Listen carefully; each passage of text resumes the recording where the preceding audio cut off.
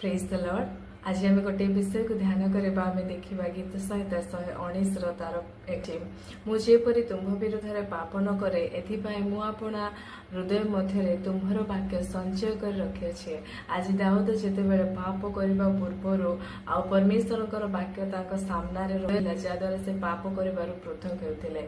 जदि आज आम जीवन को आम देखा ताहले आम अनेक समय फिलिंग सॉन्ग गुड़िक आ मन रखिक आम गुणुगुणु किंतु जदि आम परमेश्वर वाक्य को हृदय रखा सका उठिक जो वाक्य आम अध्ययन कर से अध्ययन समय आम गोटे वाक्य को नहीं जदि आम दिन सारा से वाक्य को आम ध्यान करवा ताहले हुए तो आम भी पाप करने पूर्व परमेश्वर आत्मा आमको सही वाक्य देवे जहाद्वारा आम पापर पृथक होगा।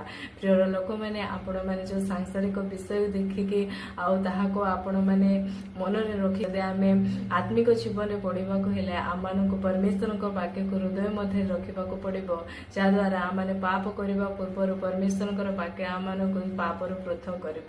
Praise the Lord.